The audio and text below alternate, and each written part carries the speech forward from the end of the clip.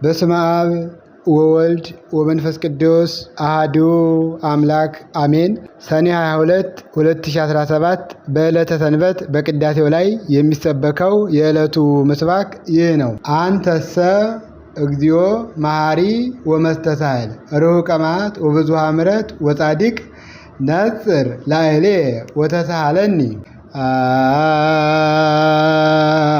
አንተሰ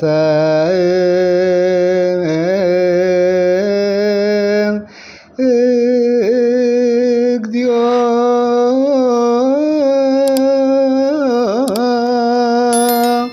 መሐሪ ወመስተሳህል ርሑቀ መዓት ወብዙኃ ምሕረት ወጻድቅ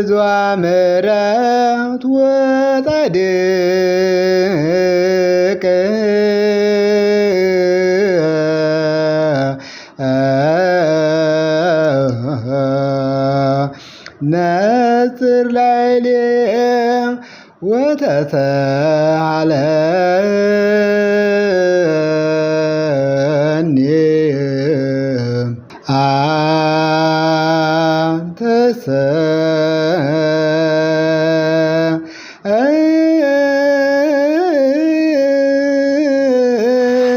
እግዚኦ መሐሪ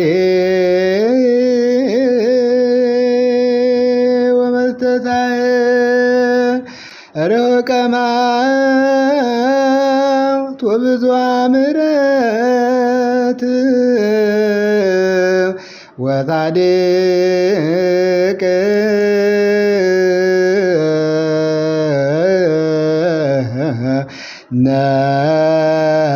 ነጽር ላዕሌ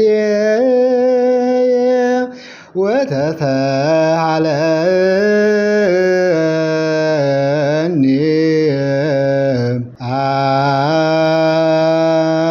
አንተሰ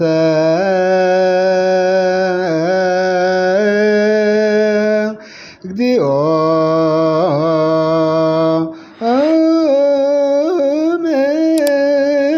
መሐሪ ወመስተሳህል ርሑቀ መዓት ወብዙኃ ምሕረት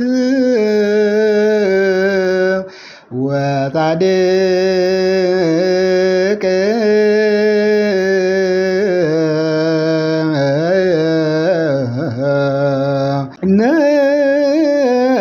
ነጽር ላዕሌ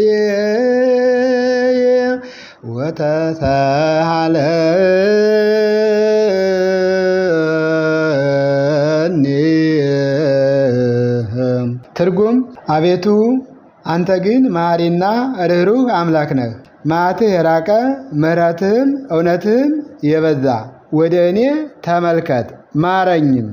መዝሙር 85 ከቁጥር 15። ይህን ቃል የተናገረው ነቢየ እግዚአብሔር ልበ አምላክ ቅዱስ ዳዊት ነው። ነቢየ እግዚአብሔር ልበ አምላክ ቅዱስ ዳዊት በዘመኑ ለእርሱ ያደረገለትን ቸርነት፣ ለሕዝቡ የሆነውን ምሕረት በመመልከት የእግዚአብሔርን ደግነት፣ የእግዚአብሔርን መሐሪነት፣ የእግዚአብሔርን ይቅርባይነት፣ የእግዚአብሔርን ርኅሩህነት የተመለከተው ያየው ልበ አምላክ ቅዱስ ዳዊት አንተ እግዚኦ መሐሪ ወመስተሳህል፣ አቤቱ አንተ ግን ቸር ይቅርባይ ነህ። ርሑቀ መዓት ወብዙኃ ምሕረት ወጻድቅ፣ መዓትህ የራቀ ቸርነትህ የቀረበ፣ አንድም መዓትህ ያነሰ ቸርነትህ የበዛ የባህሪ አምላክ ነህ እያለ ልበ አምላክ ቅዱስ ዳዊት ያየውን መስክሯማ ነው።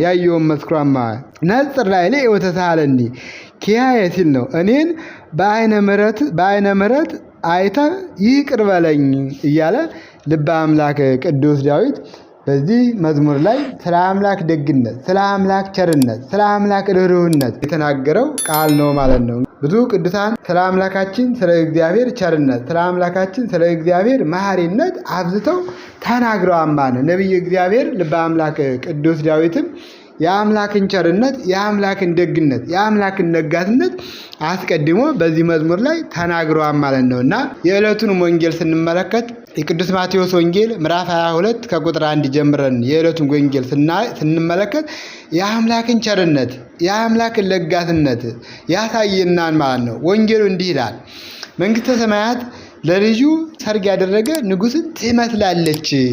ይህ ንጉሥ ሰርግ ካደረገ በኋላ ሰርጉን ካዘጋጀ በኋላ የሚታደሙትን ወደ እርሱ ወደ ሰርጉ ይጠሩ ዘንድ ባሪያዎችን ወይም አገልጋዮችን ላከ ይላል። አገልጋዮችን ላከ። ታዳሚዎቹ ግን ሊመጡ አልወደዱም። ከመምጣት ይልቅ የተጠሩት ታዳሚዎቹ ወደ እርሱ ከመምጣት ይልቅ የተላኩትን ባሪያዎች አንገላቷቸው። የተላኩትን ባሪያዎች ክፉ ፊት አሳዩአቸው፣ አሰቃያቸው፣ መለሷቸው ይልና እንዲሁም ያ ጌታ ያ ንጉሥ ሌሎች ባሪያዎችን መልሶ ላከ። እነዚህ ታዳሚዎችን ሌሎች ባሪያዎች ላከና እነሆ ድግሴን አዘጋጅቻለሁ፣ ኮርማዎችንና የሰቡትን ከብቶች የተከሰቡት ከብቶች ታርደዋል፣ ሁሉም ተዘጋጅተዋል፣ ወደ ሰርጉ ኑ ብሎ ለባሪያዎቹ በላከባቸው ጊዜ እነዚህ ታዳሚዎች ግን ቸል ብለው አንዱ ወደ እርሻ ሌላው ወደ ንግዱ የቀሩትም ባሪያዎችን ይዘው አንገላቷቸው። ማንገላታት ብቻ ነው፣ ገደሏቸው። ንጉሡም ተቆጣ። ጭፍሮችንም ልኮ እነዚያን ገዳዮች አጠፋቸው፣ ከተማዎችንም አቃጠለ። ከተማዎችንም አቃጠለ። በዛን ጊዜ ባሪያዎችን ጠርቶ ሰርጉ ተዘጋጅቷል፣ ነገር ግን የታደሙት የማይገባቸው ሆነ አለ። የታደሙት የማይገባቸው ሆነ። እንግዲህ ወደ መንገድ መተላለፊያ ሄዳችሁ ያገኛችሁትን ሁሉ ወደ ሰርጉ ጥሩ አለ ይላል። ወደ ሰርጉ ጥሩ። እነዚያን ባሪያዎች ወደ መንገድ ሂደው ወጥተው ያገኙትን ሁሉ ክፉዎችንም በጎዎችንም ሰበሰቡ፣ የሰርጉንም ቤት ተቀማጮች ሞሉት ይላል። ንጉሡም የተቀመጡትን ለማየት በገባ ጊዜ በዚያ የሰርግ ልብስ ያለበሰ አንድ ሰው አየና ወዳጄ ሆይ የሰርግ ልብስ ሳትለብስ እንዴት ወደዚህ ገባ አለው ይላል። እርሱም ዝም አለ። በዚያን ጊዜ ንጉሡ አገልጋዮቹን እጁና እግሩን አስራችሁ በውጭ ወዳለው ጨለማ አውጡት፣ በዚያ ልቅሶና ጥርስ ማፋጨት ይሆናል አለ ይላል። የተጠሩ ብዙዎች ናቸው፣ የተመረጡት ግን ጥቂቶች ናቸው ይለናል። እንግዲህ ነቢዩ እግዚአብሔር ልበ አምላክ ዳዊት አቤቱ አንተ ግን መሐሪና ርኅሩህ አምላክ ነህ፣ መዓትህ የራቀ ምሕረትህም የበዛ ምሕረትህም የበዛ ወደ እኔ ተመልከት ብሎ የተናገረለት ጌታችን አምላካችን መድኃኒታችን ኢየሱስ ክርስቶስ በምሳሌ ያስተማረው ነው። ይህም በምሳሌ የተናገረው ቃል ነው ማለት ነው። እንግዲህ ወደ ሰርጉ ቤት ዛሬ ወደ ሰርጉ ቤት የተጠራን የሰርግ ቤት የተባለች ቅድስት ቤተክርስቲያን ናት። በዚች ቅድስት ቤተክርስቲያን መተን ቃሉን እንድንሰማ፣ በዚች ቅድስት ቤተክርስቲያን መተን እንድንታደም፣ ቅዱስ ሥጋውን ክቡር ደሙን እንድንቀበል መምህራን ቤተክርስቲያን ያስተምራሉ። ቅድስት ቤተክርስቲያን ጥሪዋን ታስተላልፋለች። ነገር ግን ይህን ቃል ሰምተው እንዳልሰሙ አይተው እንዳላዩ የሚያልፉ ብዙዎች ናቸው። ሰርጌ ድግሱ ተዘጋጅቷል፣ የተጠሩት ሰዎች ግን የማይገባቸው ሰዎች ሆኑ እንደተባለው በመጀመሪያ ቅዱሳን ነቢያት ተልከው ቅዱሳን ነቢያት ስለ ክርስቶስ መውረድና መወለድ ሲናገሩ፣ ስለ ኢየሱስ ክርስቶስ መውረድ መወለድ ሲያስተምሩ፣ ስለ እግዚአብሔር አምላክነት ስለ እግዚአብሔር አዳኝነት ሲናገሩ ብዙዎች ቃሉን ከመቀበል ይልቅ ቅዱሳን ነቢያትን አንገላተዋቸው ነበር። ቅዱሳን ነቢያትን ገለዋቸው ነበር። በኋላም እንዲሁ ቅዱሳን ሐዋርያት ሲነሱ፣ ቅዱሳን ሐዋርያት ሲያስተምሩ፣ ስለ ጌታችን ስለ መድኃኒታችን ስለ ኢየሱስ ክርስቶስ ሲናገሩ ብዙዎች ቅዱሳን ሐዋርያትን አልተቀበሏቸውም ነበር። ይልቅስ ቅዱሳን ሐዋርያትን ይዘው ወደ ግዞት ቤት ወደ እስር ቤት ያስገባቸው ነበር፣ ያሰቃዩቸው ነበር።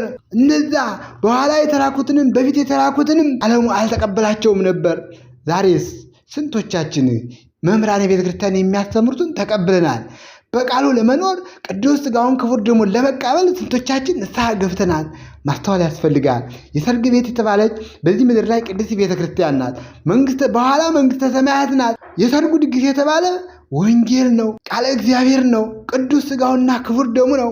ይህን ለመቀበል ስንቶቻችን ተዘጋጅተናል? ማስተዋል ያስፈልጋል። ቃሉን መስማት ያስፈልጋል። ሰርጉ ተዘጋጅቷል። የተጠሩት እድምተኞች የማይገባቸው ሆኑ እንደተባሉት እንዳንሆን ማስተዋል ያስፈልጋል። የእግዚአብሔር ልጆች አስተውለን ቃሉን ሰምተን እስከ መጨረሻው በዚች ቅድስት ቤተክርስቲያን ተመላልሰን ቅዱስ ሥጋውን ክቡር ደሙን ተቀብለን ስሙን እንድንቀድስ ክብሩን እንድንወርስ የእርሱ ፈቃድ ይሁንልን። ይቆየን።